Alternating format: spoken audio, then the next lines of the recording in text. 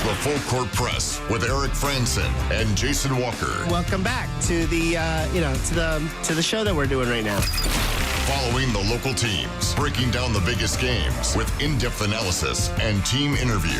Join the show by calling into 435-752-1069 or text 435-339-0321. It's the Full Court Press. Rose, answer. Yes! Caught! Touchdown! They did it!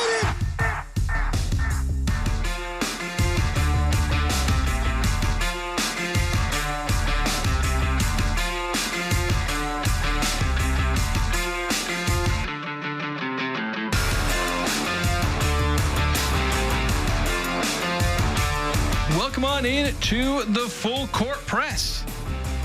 Jason Walker, Eric Frandsen, on a good old-fashioned Tuesday. It's going to feel like a weird week because you got 4th of July. Of course, I'm going to be out of office tomorrow. Spoilers, but... It's only fair. I was out of office a good chunk of last week. Yeah, so we're just trading vacations at this point. Then Eric's going to be gone a couple weeks for Mountain West Media Days. So gonna be a lot of traveling here in July for both me and Eric. But we're both here in the studio today to talk about the latest in local sports, although a lot of pro sports, not as much local here in Cache Valley, as most teams are pretty much off for the off season, for the summer. Utah State basketball, football, all those on break right now, putting in the off season work. We've covered some of that. We're kind of sitting on just a few more weeks till football starts getting going again, but we'll still have to wait a little bit until then. So for now, a lot of talk about the Utah Jazz, Utah Mammoth. I almost said Utah Hockey Club. Still getting used to that. And then just the NBA in general. It feels like I say this every year, Eric, but NBA free agency seems to be going crazy. A lot of trades, maybe some unexpected signings or players being waived, bought out. Yes. So, but I as I thought about this morning, I was like, does that just happen every year and I just forget? Or is this off season maybe a little more crazy than usual? There hasn't been like a major blockbuster trade or signing, but there have been some pretty significant signings and trades that are going to alter the landscape of the NBA to some degree. Yeah, there's been movement from several All-Stars. Several All-Stars have been moved in various different ways. And I don't think we're done, especially after some things that happened today. Oh, we're like a day and a half into free agency. We're not done. We're not done yet. Big names that could be on the move. But, Kevin Durant gets traded. Yes, that's true. I was thinking just since free agency started. But yeah, like we've had some trades. Then today, Damian Lillard gets cut. He gets waived. I mean, essentially kind of gets bought out, but he's released. And the way that they did it was kind of funky, but... well, it's that fairly rarely used stretch provision, right. Something that kind of came into existence like 10 years ago, and like nobody's used it because everyone's like, we don't want to use it because you only get a certain amount every so often. Because he's still owed a ton of money. Yeah, like $113, $114 million, but there are multiple teams making deals based off the fact that they have significant injuries. The Indiana Pacers, they let their center go, Miles Turner. They let him go sign with Milwaukee. Milwaukee let Brook Lopez go to the Clippers. Well, from what I understand, Indiana wanted to keep Miles Turner, but because they haven't gone over the salary cap since, 2005, they just weren't able to match what was being thrown at him, and so they just had to let him go. They wanted to keep him. They could if they wanted to. They could have kept him if they wanted to. Right. They had gone over the cap to do it. But everyone goes over done in 20 everyone years, goes over the cap, but Indiana doesn't want to actually spend money. So, yeah. But if Tyrese Halliburton hadn't been injured, do you think they would have kept Miles Turner? I think they would have at least maybe tried a little harder. But because Tyrese Halliburton's going to be all out next season, and then Damian Lillard, if he didn't hurt his Achilles, he's probably not cut. Maybe they would have looked for a trade. Maybe they would have tried something, but they wouldn't have just straight up cut him. Yeah, here's a guy who averaged about 25 points a game, 7 assists, 4 rebounds. He was in the All-Star game, and he gets cut. It's the injury thing, and is Milwaukee Are they stripping things down to prepare for something even more significant with Giannis? Because Giannis has said that he's not happy about some of the moves today. So I don't know, but the Bucks signed Miles Turner, so it's like they're clearly not stripping things down. They're just not going to bare bones. They're moving things around to try and solidify what they got. They'll probably try and make another trade because I don't think especially where they traded Drew Holiday, one of their key pieces to get Damian Lillard. Right? Didn't they trade? No, Drew Holiday went from Boston to. Wait a minute. I was thinking to Portland. Did Drew Holiday even ever play for Milwaukee? I'm suddenly forgetting because Drew was down in New Orleans. That was where he started his career. Yeah. I thought he ended up in Milwaukee and he was on that championship team. Oh yeah, you're right. I forget exactly how he went left. to Boston and helped them win a championship there. Yeah, but I don't think it was some deal that took. For some reason, I had in my head that Drew Holiday and Damian Lillard were involved in the same trade, and that's how Damian Lillard got to. But it may have been that they traded Drew Holiday to Boston, then brought on Damian Lillard in separate deals. That may have been probably how it went. My memory is kind of shot in that regard. I remember that they kind of effectively replaced Drew Holiday with Damian Lillard. They were wanting a bit more offense. And then they also had to get rid of Chris Middleton. Yep. Yeah, he's in Washington. So, but yeah, looking at the moves though made today and over the last few days. Initially, I was thinking Houston was just killing it. Houston has been making some great moves and has looked like, gosh, this went from a fun upstart playoff team to a Western Conference contender. And then Denver's made some moves here within the last 24 hours that oh my gosh, they look like they're good too. So the West has just gotten really a whole lot better with some of the already good teams in the West. And it's making for what should be a really interesting season next year. The West, they're gearing up for people to try and challenge Oklahoma City. They're going to try and unseat OKC, who I think is going to have another year of having pretty much all their core together at least. Things are going to start getting trickier the further along you get because guys start wanting to get paid. Well, they just gave Shai Gilgeous-Alexander a massive pay increase. Yeah, Supermax deal, $72 million a year, highest paid player in the NBA ever. That's ridiculous. That's a ton of money. Yes. But yeah, so they'll eventually have to deal with the cap eventually, and that may kind of tear down their team, kind of in the same way the Nuggets kind of got torn down a little bit, and the way the Celtics are, kind of getting torn apart right now as well. Winning a championship means you're way over the cap, and you tend to have to tear down the team immediately after because you can't sustain that kind of spending. But yeah, it's going to make the West interesting. But for me, the most interesting conference next year is, going to be the East. Who's going to come out of the East? You're going to have teams that haven't won in a while that are going to be gunning for that, that are going to be gunning for the spot in the playoffs. You got Donovan Mitchell, who, the Cavaliers, sure, they were a disappointment this year, but the seas are parting for Cleveland. With Tyrese Halliburton going down, so the Indiana Pacers are out. The Celtics, they're not going to have Jason Tatum. They're likely not going to be able to make a deep playoff run. I feel like you're basically setting up for the Knicks and the Cavaliers, and both of them are trying to gear up to ensure that they can, make that playoff run. Yeah, Orlando could be interesting too. I'm kind of doubtful of Orlando. I know they're trying, but they're still too young, and I know Oklahoma City was young, but Oklahoma City has lots of talent, elite offense and elite defense. I don't see that out of Orlando. So I know people are talking about Orlando. I know they're trying, but I'm just not as impressed. Yeah, I just think Orlando could be interesting just in the fact that it's a little bit more wide open in the East. And so some of the moves that they've made could make them interesting. I don't know how deep they'll go into the playoffs, but they can be a pretty interesting team if everybody's healthy with some of the moves that they have made. I'm with you. I don't know that they have the basketball maturity to be at the same level like we saw with Oklahoma City, but I think they could be pretty interesting. Yeah. Well, it's also who's their MVP caliber player? Who's that guy that just leads the team and is just a baller? Paolo Banchero. Could be. Do you really think that he's that top 10, top 5 level player? In he's the good. NBA? No, he's not that high. Banchero's good. Franz Wagner's good. Desmond Bane is good. They're all good. But who's your first team All-NBA player? If one of them takes that step, then, sign me up. I'll be an Orlando Magic believer. But I don't see that because, Tyrese Halliburton, he didn't make the first team All-NBA, but he kind of showed that level of impact in the playoffs, obviously, with his clutch play. Shai Gilgeous-Alexander, an MVP. Donovan Mitchell, you got him. He's, first team All-NBA with Cleveland. Jalen Brunson is, that level of player with New York. Who do the Magic have?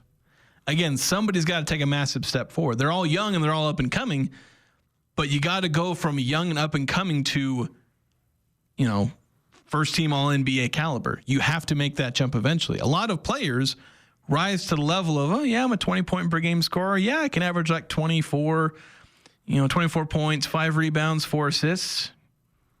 But are you actually going to lead your team over the top? You'd mentioned the Knicks in the East. That's a team that's trying to develop their depth a little bit better.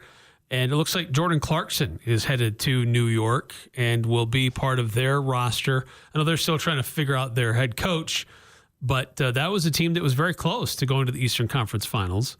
To the NBA Finals. That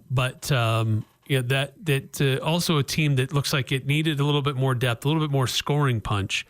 And that's what Jordan Clarkson could really bring to New York. I think he fits in really well in, at least when you look at that roster. Coaching, the system, that's still, I guess, a little bit up in the air. But I think Jordan Clarkson could be a really good fit for the Knicks. I think the question is just at this point, does he still have what he had about 5 or 6 years ago? When he was the 6th man of the year and was basically a 6th man of the year candidate for about 3 years. He was in that discussion, won at the one time. His role was, I'm going to go out there and I'm going to take the stupid shot and I'm going to make it. Right. And it's a walking bucket. Yeah, that was his job. And doing so off the bench. Your bench unit is on the floor. Your normal bucket getters aren't on the floor. Jordan Clarkson may not bring a ton to your team in terms of playmaking or defense or rebounding, but he's going to go out there and take that difficult shot and he's going to make it. And by golly, a few times he's going to score 40 for you. He's going to carry you as a bench player. And that has its value. You often see successful teams have that kind of player on their team. Does he still have that? I don't know. Jordan Clarkson seems like maybe he's a bit washed. Could be. I don't know. It's hard to know because Utah did not feature him and has not featured him in the last 2 years. So it's really kind of hard to know what does he really still have in the tank because Utah didn't want him to light up the flamethrower. They were suppressing it. So it's kind of hard to know just exactly how much he can still affect a game when needed to. Yeah, and they were just sitting him so much. And at this point, a lot of his scoring where he's averaging 60 in a game last year. He was averaging 20 a game as recently as a couple of years ago. But, maybe he's rested so much that he's going to have, despite the fact he's going to be 33, maybe he'll just have all the energy of like a 30-year-old because he's barely played because the Jazz keep telling him he has to sit with various injuries. So I think he could go out there and average 14, 15 points a game fairly easily for them. And the question at that point will just be efficiency. Is he going to shoot 44%, which given the type of shot he takes is really good? Or is he going to shoot like 39%, which again, shot volume or shot type gives him a little leeway, but that's still not great.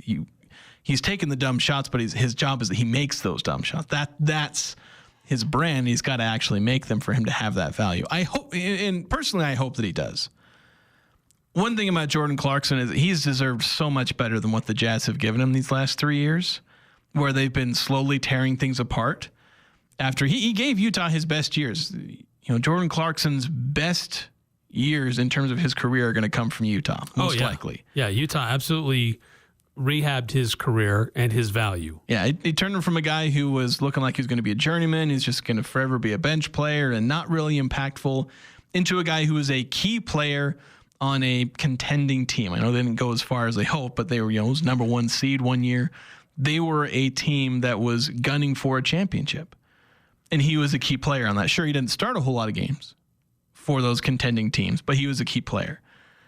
And so it was nice to a degree that instead of just kind of holding Jordan Clarkson around saying you're going to have another year where you only play 40 games and none of those games are going to matter, it's nice for him to be able to go to another team and have a chance, maybe win a ring.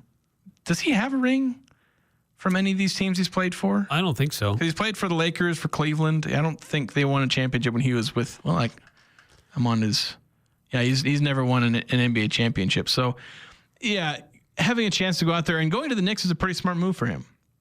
For reasons we've talked about. The East is going to be pretty open, and the Knicks are going to be one of those teams.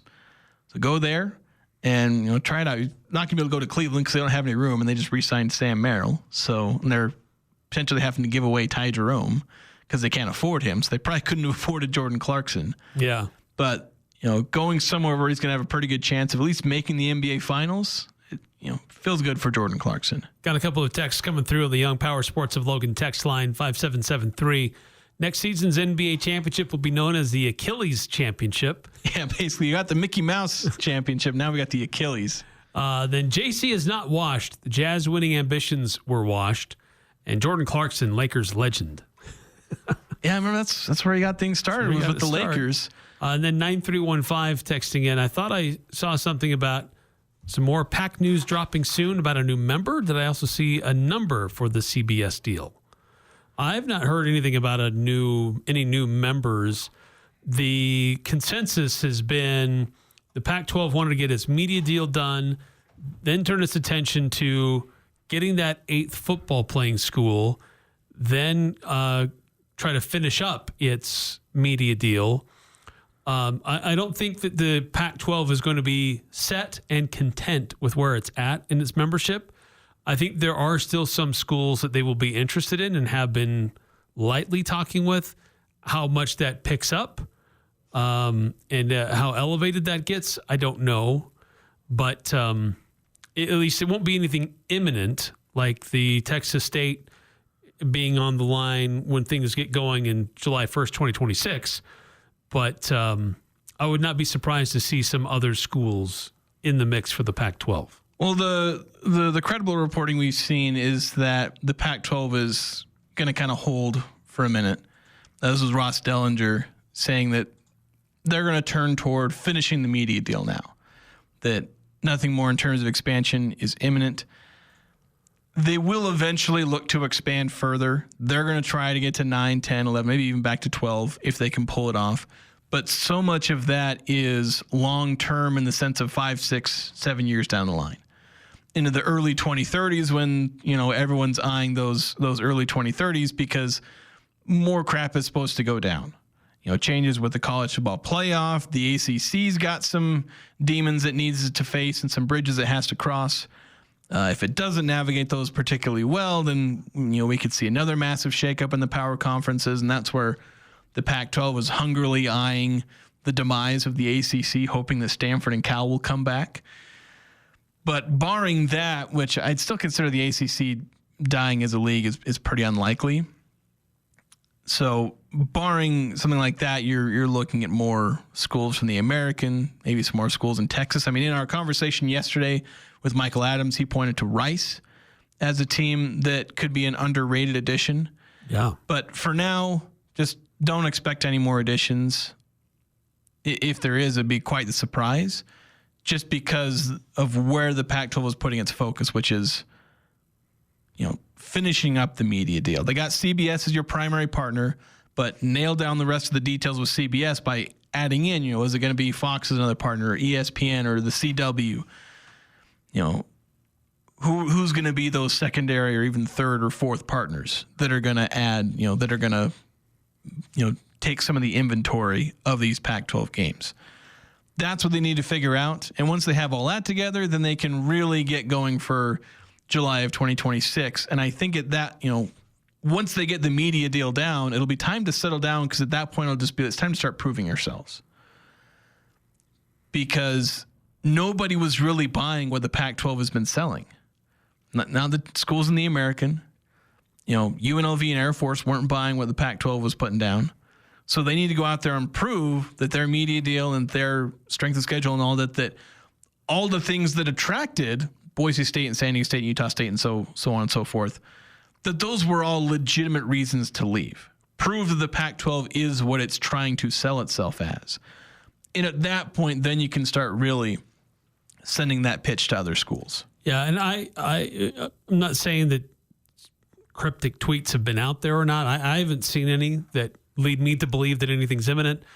Not to say that there maybe haven't been, but I also haven't seen anything about the CBS deal just yet. I think they're trying to keep that under wraps because they're still working on these other media arrangements and agreements, and they don't want that released until those deals are done. Yeah, and I think a lot of the potential inventory, because like CBS, like the notes about how many games they're carrying, it's bare bones. It's barely anything. It's like, the championship games and a handful of games will be on CBS, and then just they say a bunch of them will be on CBS Sports Network. A lot of those details were nailed down in the Mountain West deal, and when they signed it back in like 2020.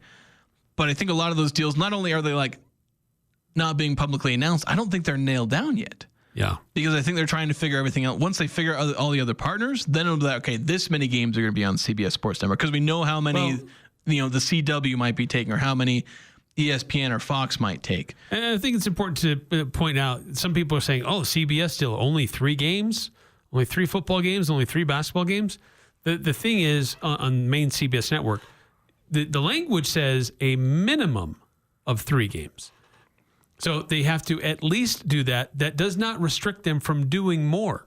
So if CBS sees that there's a high value game that they find interesting, they can put it on the main CBS. There's just a minimum of 3. It does not mean it's a maximum of 3. Yeah, and keep in mind, the Mountain West, in their deal, it was a minimum of like 4. And they had 12 members in their conference. Pac-12 has 8. So there's a smaller inventory. Right. And they're still doing relatively the same number of games on the main CBS channel. So, sure, it's not this massive upgrade, but it's still a pretty solid deal. Right. And what will be interesting is if these media deals have language in them that allows that media deal to expand as conference membership expands. Or if this is a fixed amount, regardless if you're 8 teams or 12 teams. But I think that's what they're trying to do. It's pretty interesting hearing from Teresa Gould. I watched a podcast earlier today that included interviews with the athletic director at Texas State and their university president, and just how all of them are reiterating this is like building a new conference. This isn't remaking or rebuilding the Pac-12. It's like building a new conference. They're basically treating this as an opportunity to start from scratch. And it's been pretty interesting to see how they're doing it and how they're approaching it.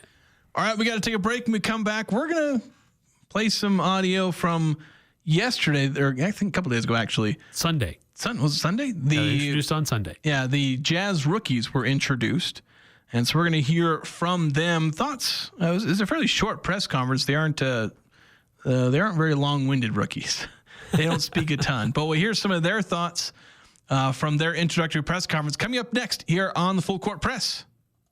At Adams Wealth Advisors, they believe that successful wealth management is all about planning. And whether you've done a lot of planning or a little, Adams Wealth Advisors is here to help. If you're transitioning a business, searching for the most up-to-date tax strategies, need help managing investments, or need help with estate planning, Adams Wealth Advisors has your back. Visit adamswealthadvisors.com. That's adamswealthadvisors.com for more information or to schedule an appointment. Honey, the garage door won't close again. It's the sun hitting the sensors. I just fixed this. Toilet paper rolls are not a fix. Is there something we can do? Actually, yeah. Advanced Garage Door has these new sunshades that block direct light from the garage door sensors. Let me give Mason a call. Is your garage door not closing? We can fix that. Call Advanced Garage Door at 435-255-6725. That's 435-255-6725. Or visit us at advancedgaragedoors.com. They can put your logo on it because that's what they do at the Logo Shop. They can put your logo on anything from pens and mugs to golf balls and clocks. The Logo Shop is also the place for your team shirts and uniforms. So if your team wants to look good, call the Logo Shop and order your team uniforms today. Colors, logo, and everything else looking just like you want it to. Get your team shirts and uniforms from the Logo Shop. Call them to get a bid or just drop by 40 South Main in Logan. The Logo Shop. Logo Stop. The Logo Shop. Copiers, printers, service, and supplies are just the beginning. Les Olson IT is the premier source for your business's structured cabling, IT, software, telephones, and security systems. We partner with you to find the ideal solution to all of your office technology needs. Tell us your goals and we'll get you there. Find out more at lesolson.com. Les Olson IT. Bright green cars, that's the only thing you need to remember as you're driving down Main Street in Logan looking for Jarek's Fine Jewelry. Hi, this is Jarek. We have a lot of people comment on the bright green cars outside, and some even talk about the building, but the overwhelming responses come when they step inside. Jarek's showroom was created to offer an intimate, romantic setting for couples to enjoy their ring buying experience. Everyone is treated like a friend with no price negotiation needed. Make your engagement special. Make it Jarek's. Come see us at 930 North Main in Logan. Just look for the bright green cars. Who do you turn to if you want to change out your wood or pellet stove? Advanced Fireplace and Stove. They were voted the gold medalist for Best of Northern Utah for the 5th year in a row in the fireplace retrofit category. Be ready when the government's next wood and pellet replacement incentives pop up. Advanced Fireplace can help you navigate the paperwork. For more information, call Advanced Fireplace and Stove, 752-7272. Online at advancedfireplaceandstove.com. The Aggies, Jazz, high schools, even the Pee Wees T-ball team. It's the Full Court Press on Sports Talk Radio, The Fan.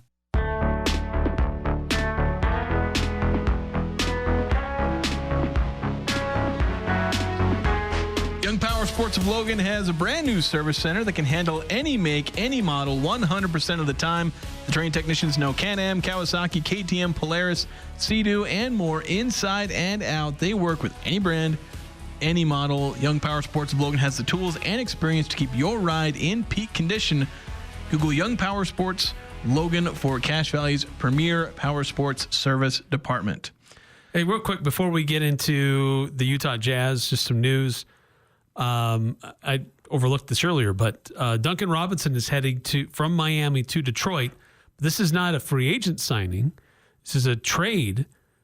Former Utah Jazz legend Simone Fontecchio is being traded to Miami. But Detroit's trying to make room for a shooter because Malik Beasley is a free agent and they don't want to re-sign him right now. They need a shooter. They have Fontecchio. But they also, Bojan Bogdanovic recently retired. So Duncan Robinson on the move. Yeah. To Detroit. Yeah, Detroit, kind of another one of these teams that's trying to be an up-and-comer. They've got their young star in Cade Cunningham. I think they're kind of in a similar position to Orlando where they're trying to make moves to make that jump in the East. And we might see one or both of them overperform in the playoffs, but who knows if it'll work in the long term because Indiana's going to try and come back. Boston will try and regroup. So we'll see. But a lot of win now moves in the East. A lot of teams trying to make those moves. Yeah, the door's wide open. So why not? Yeah, might as well. The Jazz, they're tanking. They're being like, we don't want to win. They're not tanking, Jason. They're leaning in on their youth movement. Yeah, sure. So let's hear from some of those youths. Yeah, let's hear from the young youths of the Utah Jazz introduced to the media on Sunday. It's only about a 9-minute press conference, so they asked a lot of questions. Most of them were like 10-second answers. So it's just like, not super talkative young players in terms of the media, but sometimes that can happen. A lot of them are probably nervous. I know they were all stars in their respective colleges, but getting to this bigger stage, sometimes it's better to say less than talk yourself into some problems. But let's start with Austin Ainge. I almost called him Danny Ainge because he started off this press conference just talking about trying to target talents. And talking about how this was, in his opinion, the dream scenario for, their draft. Our goal as an organization is to just get players that love the game, that love to work, and obviously have the talent to go with that. We think all three of these guys are just add to that list of our other players on our roster.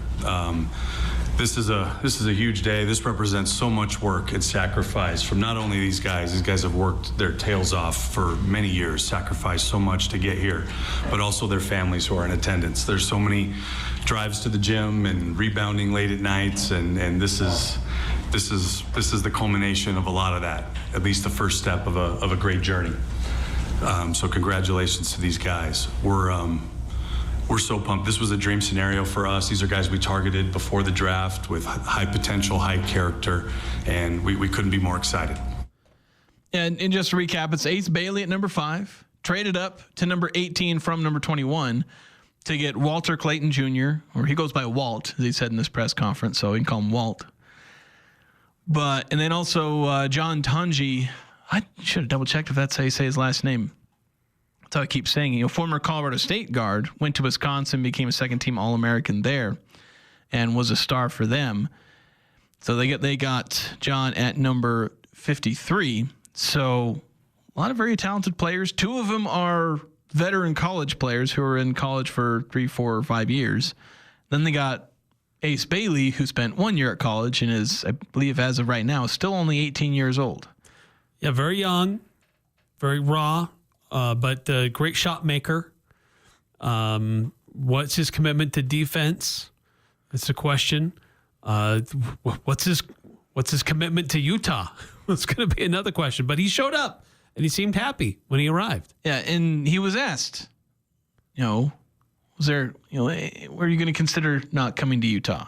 Was there any point that you considered not coming to Utah?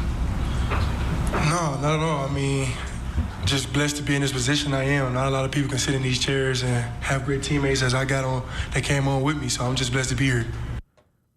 So this is from his own mouth. No, there was no point where he considered not coming or holding out or whatever the move would have been. He wasn't planning on throwing a fit and saying, no, I don't want to go to Utah. Yeah, all the smoke leading up to the draft and immediately following just turned out to be just that, just smoke.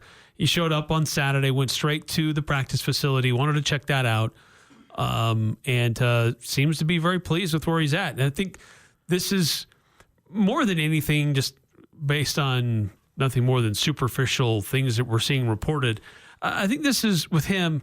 Here's a young player, very talented, but has been surrounded by some, I don't know if I want to call them bad actors, but people that are not giving him good advice. I don't know that they're doing it intentionally, but I just think we're in this era where sometimes these players get people around them that don't always have the best intentions, or at least the best information, and they're in these players' ears. And I think a place like Utah would be a great place for Ace Bailey to develop as a player and really hone his skills, rather than listen to some of the outside noise that was being fed to him. And I wonder, in terms of who may be around him, it just kind of makes me think of hanging out with your high school buddies or maybe early college, where it's like, are they bad people? No, probably not. I mean, sometimes you might have someone who's not a good person around you, but when you get a bunch of young people together, sometimes they're a bunch of idiots. Yeah. Are they bad people? No. But no. They can kind of act like idiots. They can say dumb things. They can do dumb things. Talk themselves into doing dumb things or all that kind of stuff. And maybe there was some of that influence on him, but then people mature, they get smarter. Bailey's going to have good role models around him in the NBA. He's going to have coaches. And so long as he's coachable and, again, matures, like understanding who to listen to, who to take advice from, as long as he learns all those things, he's going to be fine. If he doesn't mature, and if he keeps hanging around people who are giving him bad advice, or starts hanging around people that give him bad advice, then things can go pretty far south for him. There are stars who've kind of ruined their careers based on what they do off the court, or not reached the same peaks they might have been able to had they not kind of been idiots off the court. So as long as he avoids that stuff, he can be the star that the Jazz need, provided he also puts in the work on the court. Yeah, and what does he bring as a player? Because here was a guy that probably got more attention for his disinterest in working out for teams than what his real abilities are and what he can do to help teams win games. I got great energy. I mean, I can do everything from rebounding, from defense to scoring to passing. So I could say I could bring it a lot in different ways. So that's what Bailey believes that he can do. A lot of different things. He believes he's very versatile. And I believe him when he says that. He was a versatile player. Well, was in college, is expected to be in the NBA. That's why the Jazz drafted him. If they wanted to get somebody who was like, the best scorer in their range, well, Trey Johnson was there. They wanted to get like one of the better rebounders. There are some centers they could have reached and got. But they wanted a guy who's versatile because you need that guy who can do a little bit of everything and has the size to do a little bit of everything. Because those are the kind of players that are winning you championships. A guy like Shai Gilgeous-Alexander, sure, he's a scorer and sure, he's a point guard, but he's like a 6'5", 6'6" point guard. He's got the size to do a little bit of everything. Tyrese Halliburton, again, he's a point guard, but he's like 6'5", 6'6". Guys like LeBron James, Jason Tatum, Giannis, all these guys, they're big, but they can also do a little bit of everything. They can get a triple-double. They can score. They can pass. They can rebound. They can defend. So that's why you draft an Ace Bailey, because you think that he can do a little bit of everything. We're going to find out, because he's confident in himself and in his work ethic, but now's the time for him to prove it. He's saying all these things about his work ethic.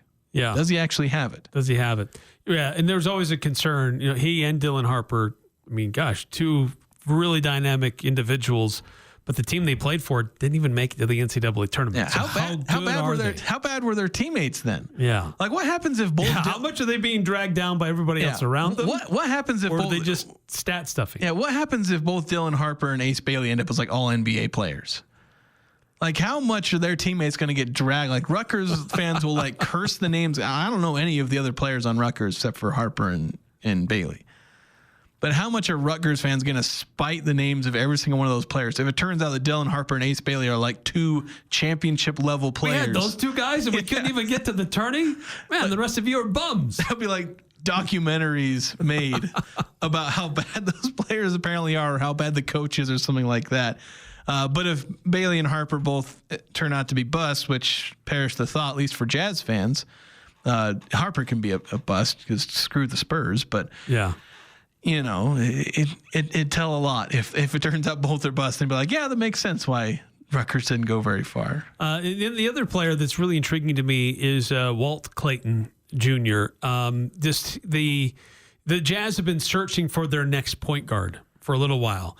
They tried to, Colin Sexton was kind of playing that role to some degree. They're kind of asking Jordan Clarkson to play a little bit of that role. Then they get Keontae George and they try to position him there, though it's not really where his strengths are. He's basically another Colin Sexton, and they were trying to put him in there. And so then they go and they get Isaiah Collier out of the draft, and can you be the point guard of the future?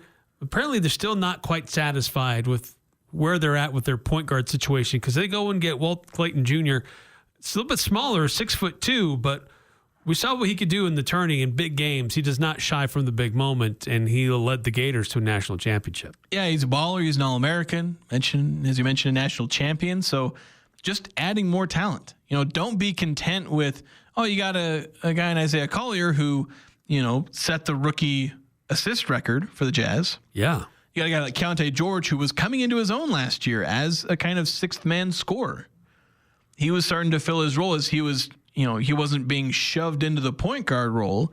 And he was like, hey, go ahead and be a scorer. And so, but you still are adding more talent to this team, even at that position. Yeah, a lot of guards. So there's going to be some good competition to see who comes out of it to lead the team for the future. And, of course, Clayton was asked about that Colin Sexton trade. For sure, but I still think, we got a lot of great guards here, a lot of guys that can get on the floor, so definitely some work to put in still. Again, very robust, in-depth answers. To the point. But yeah, he's asked, like, if he's kind of excited about there being more space in the rotation. He's like, yeah, there's more space in rotation, but he is still going to have to battle with Keontae George, with Isaiah Collier. Gosh, who are the rest of the guards now that those guys, now that Sexton and Clarkson are gone? I suddenly can't think of anyone else in the rotation. Juzang's gone. Who are the point guards? Like, you got 3 point guards essentially: Keontae, Isaiah, and Clayton. guess, do they have any others? I'd have to go back and double check the roster. Maybe some of the two-way guys or something. Yeah, maybe. I guess Tanji, he's like a 6'4", 6'5" guard. So like you got a shooting guard there. So yeah, they really thinned out their guard rotation. And it's gonna be full of a bunch of like rookies and second, third year players. Yeah, so they'll get playing time. Well, my favorite quote in the whole press conference, somebody asked Austin Ainge, "Can you talk about the Colin Sexton trade?" His answer was nope. Probably because it's probably not official yet. Yeah, it hadn't been official. So yet. he's not allowed to talk about it. So, but it was just kind of funny. Nope. I did not cut that clip for you guys. Sorry.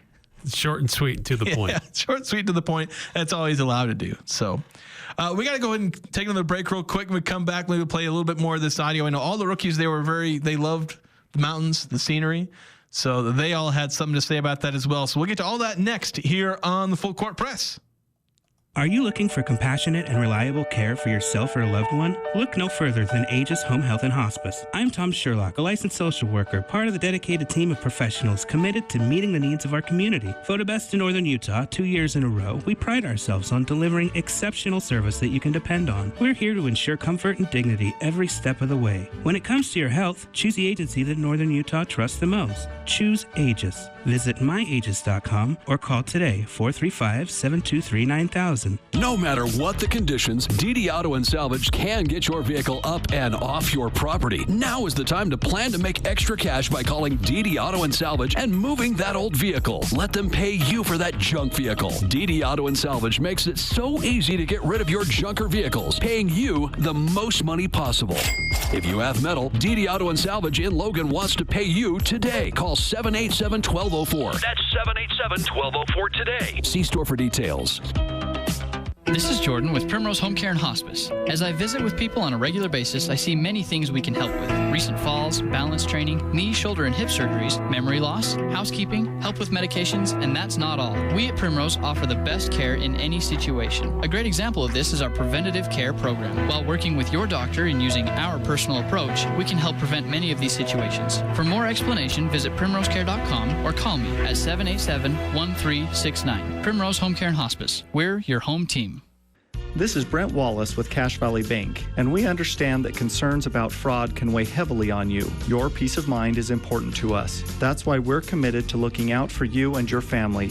Our team keeps a vigilant eye on your account, and if you ever have concerns or need support, we're just a call or visit away. Whether you need advice or just someone to talk to, our friendly staff is ready to help. We're more than just a bank. We're your neighbors, and we care about your security. Visit your local branch today. Cache Valley Bank, member FDIC. Hi, I'm Emily Peterson, founder of Serenoni Luxury Blankets and Gifts. My husband Nathan and I started Serenoni right here in Logan over 18 years ago to raise money for our daughter's surgery. And thanks to this incredible community, we've grown one blanket, one family at a time. We still design, personalize, and ship every order from our Logan warehouse because this isn't just where we started, it's home. Come shop our new store on 10th West, right next to iFit in Logan. Serenoni, born in Logan, wrapped in gratitude. They never could play it, but they sure can talk about it. Eric Frandsen and Jason Walker on the Full Court Press.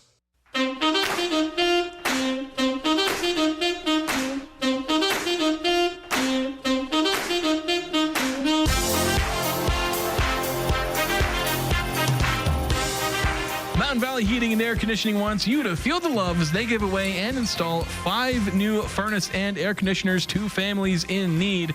Mountain Valley Heating and Air is donating HVAC systems, equipment, materials, and installation services to help deserving families who need a little extra support, and they need your help. You can nominate a family today. The nominations are open right now. They go through August 31st, and at least 5 families will be selected between September and October. And to nominate somebody, go to mtnvalleyhvac.com and click the Feel the Love tab. That's mtnvalleyhvac.com. And on the Feel the Love tab, you can nominate a family in need who can receive a free furnace and air conditioner. So, we're talking about Utah Jazz rookies. And obviously, this is a big moment for them. A lot of new things. They were asked about what it was like. Get off the plane. As you mentioned, the Ace Bailey talked about going basically straight to the practice facility to see what that was like. But of course, one thing that stuck out to all of them was the scenery. And there's one question asked, and they all spoke in turn, starting with Ace Bailey, Walt Clayton, and then John Tonje. They all spoke about the scenery and just how beautiful this state is. It's a great scenery. As soon as I got off the plane, I didn't think the mountains was real. I mean, it was so beautiful. It was just seeing that scenery, just being in that position, just getting off that plane, just meeting the coaches. It was just all great. Yeah, for sure. Mountains is definitely beautiful. Weather has been telling everybody. Weather has been warmer than I expected, from what I've been hearing. So it's beautiful. I'm glad to be here. Yeah, like they said about the mountains, and the city looks, amazing, and everyone's been here, welcoming us. So feels right. I imagine John wasn't like super thrown off by the mountains. This is a dude who's been to Utah already. Yeah, because he was playing at Colorado State. So Colorado State. Well, how close is Colorado State to the Rockies? Are they? Oh yeah, it's a community very much like Utah State. Yeah, like so Logan. I wasn't Fort sure Collins and Logan are very similar in a lot of ways. Yeah, so like John's like, I've seen this all before. So yeah, but he has spent the last year and a couple years in Wisconsin, so maybe not as many mountains, but he's been there before. But still, obviously those things stuck. Walt Clayton's been at Florida. So Ace Bailey in Rutgers is Philadelphia area, or where is it at? Rutgers is in New Jersey. Oh, it's in New It's Jersey, not far from New York. No, so I have no clue where these places are at. So yeah, tells you my knowledge of East Coast geography. So one interesting that Clayton talked about, or he was asked, where he's like, a lot of these players are coming from places where they win a lot of games, especially in high school, sometimes even in college, especially Clayton and Tonje, where they were on teams that were making runs in the NCAA tournament. Obviously, Clayton went all the way. But the person asked the question just like subtly noting, like, you're going to be on a team that's not very good. So, like, how are you going to handle that? And Clayton was like, well, here's what Clayton had to say about that. Yeah, I don't plan on it. I'm going to be honest. I think we got a lot of great talent here. Obviously, a lot of great young talent. I think once we mesh well, we'll be able to put some wins in that column. So, yeah, losing is not on the menu for him, at least in his terms of confidence. Yeah, I love it. But that's what they have to have. They have to have a winning attitude and winning mentality that they can be the guy that can come in and change the trajectory of the franchise. Yeah, because that's what you're looking for. Yeah, because that's the guy who ends up leading you to a championship, is the guy who has that attitude. Mind you, you might have 50 of those guys that have that attitude, and 49 of them are wrong about it. But then you get the one guy. Right. And the one guy is special. And who knows? Maybe it's Walt Clayton. Maybe we're going to be 20 years from now talking about Jazz legend Walter Clayton Jr. or Ace Bailey. Probably not. But maybe. And it can start with that confidence. Yeah. And, on the subject of confidence, Ace Bailey, like, there's people talking about his confidence and just where his level of confidence comes from in his play. Like, and if you remember his pre-draft, he was trying to, at least if the reports were true, was trying to dictate where he wanted to go. That's how confident he was. I don't care if I get drafted high. I'm going to go to the right place, and then I'm going to dominate because I'm just that good. Yes. So, where does that confidence come from if you're Ace Bailey? Oh, no, I don't have the thing turned on. I got to turn the thing on so that I can play the clip. Take two. I trust my work. I countless hours in the gym. Everything that I do. So I trust it. Everybody make mistakes. God didn't put us here to be perfect. So just trust myself and just trust my process. And this, to me, is the most important thing, because when you draft a guy with talent or with the potential, when you're taking a guy like Ace Bailey, it all comes down to work ethic. Now, in the press conference, he's going to say all the right things. And so whether or not he truly has that work ethic, we'll see. That's something that we can't determine based on what he says in the press conference. But the difference between, some random 6'8" draft prospect who ends up being a bust, even though he had all the potential in the world, even though he was 6'8" and can jump out of the gym and can hit some tough shots, the difference between the unnamed bust that you can't remember his name unless he happened to play for your team, and a guy like Giannis, who got drafted 14, had that same potential, but fulfilled all of it, became a defensive player of the year and MVP. The difference between those two players is usually work ethic. Sometimes it's where they end up, and maybe they had the right development coaches, but if you put in the work, you can be great. So does Ace Bailey have that? Because that's going to be the difference between him being a bust and a star or something in between. Yeah. Utah's going to give him opportunities to see the floor. Yeah. How coachable is he? How much work is he willing to put in? And there's some other factors, but that's pretty much it. So Ace Bailey he controls his future. He can be as good as he wants to be. So we're going to figure out just how bad he wants it. We're going to take a break. When we come back, we'll finish up the show here on 106.9 FM, 1390 AM, The Fan. When grid failures and severe weather cause power outages, your business might take a hit, or at home, you could lose your refrigerated food storage. Generac Standby Power Solutions help ensure an uninterrupted power supply. Generac is the #1 brand of standby generators. Get yours today from Golden Spike Electric, your trusted source for safety and security. Golden Spike Electric, powering your peace of mind. Online at gsegenerators.com or call 257-3016. They also service other models. Express Tire, tires for less. In and out with zero stress. Express Tire, tires for less. In and out with zero stress. Any brand, any size. A diamond is forever and is perfect to represent your love. For those special occasions, give her a natural, one-of-a-kind diamond, as unique as she is. Our exclusive brand of Needham Brilliant Diamonds are white in color, high in clarity, and are recognized for their precise cut. These diamonds are natural, untreated, and are the real thing. Show her you care enough to give her a diamond, an investment for generations to come. Open Monday through Saturday, 10 to 7, where Utah gets engaged. SC Needham Jewelers, middle of the block, at the sign of the clock. Hi, this is Ashley with LSS Insurance. Medicare can seem complicated, but it doesn't have to be. Let us help. We'll answer all your questions and get you specific information that fits your needs. Medicare is not one size fits all. We'll help you find the right coverage for you. Call 752-9493. You can ignore the TV and the junk mail. We'll get you the exact information you need. We will help you access the benefits that are important to you. Call LSS Insurance at 752-9493. The patio is open. The chips are endless. Drinks on tap. You know it's got to be Cafe Sabor, Cache Valley's best Mexican restaurant, gold winner in the Best of Northern Utah contest. Experience Locals Day every Thursday with a huge burrito, endless chips and soda, only $7.95. That's a complete lunch for just $7.95. Finding any lunch under $10 is nearly impossible. Every Thursday, drinks, chips, and massive burrito, just $7.95. The patio, the sun, the fun at Cafe Sabor in the historic train station on 6th Weston Center in Logan.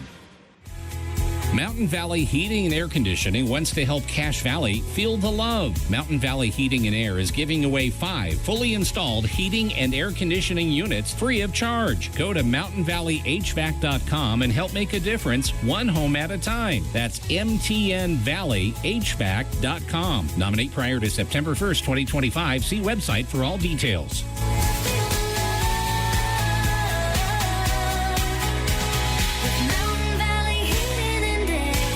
The Full Court Press on Sports Talk Radio, 106.9 FM, 1390 AM. The Fan.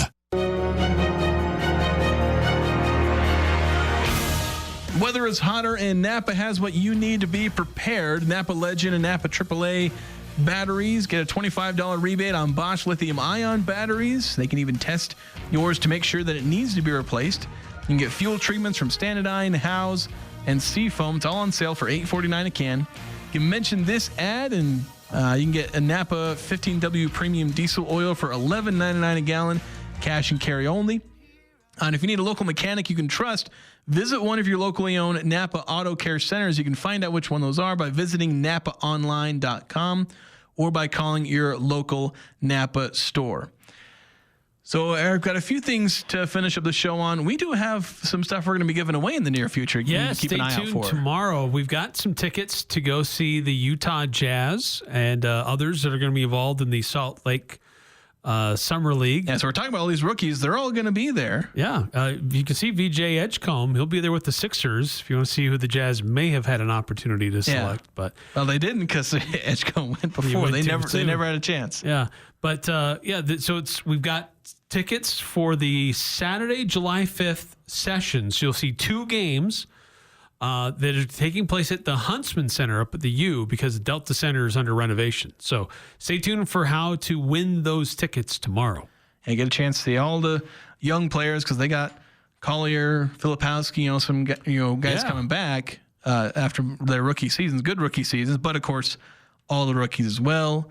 Max Asmus, who actually played in the Spectrum, I believe, because I forget who he played for. The Utah State played him at some point when he was with the mid-major team, and then he went to Texas.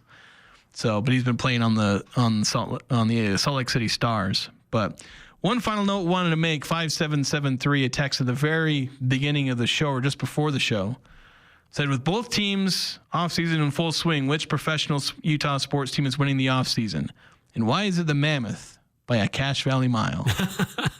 Yeah, they're making a lot of signings. I'm not knowledgeable enough to fully grasp them, but there's a lot of people getting more and more excited about the team that the Utah Mammoth are building. And it's not going to be a championship contending team, but it's an up-and-up team that is building toward a championship window at an increasing amount of speed. And it's something that I think we should all be excited about, to have a contender in Utah in the near future. Yeah, they've got their development camp going on right now up in Park City, and a lot of excitement around the Utah Mammoth.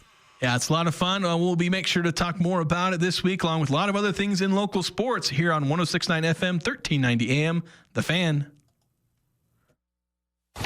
I'm Dan Patrick, and this is Above the Noise. For years, the Steelers operated with the discipline of a small market franchise. They drafted well, developed in-house talent, and rarely swung big in free agency. That strategy gave them consistency, respectable win totals, playoff appearances, and a culture of stability. But in the last decade, it's also defined their ceiling. That ceiling just got smashed. This offseason, Pittsburgh ditched the blueprint, went all in, signed Aaron Rodgers, traded for DK Metcalf, handed him a massive contract, and then just added three-time All-Pro corner Jalen Ramsey and Pro Bowl tight end Jonnu Smith. Those are blockbuster moves. Risk-laced, headline-grabbing transactions you would expect from maybe the Rams or the Cowboys. The Steelers? Uncharted territory. It's a franchise finally admitting that being in the mix isn't enough. It might not work. Rodgers is 40. Ramsey's health is a concern. Pittsburgh is pushing their chips all in. And for Steeler fans, it might be worth the exciting risk of all of it. I'm Dan Patrick, and this is Above the Noise.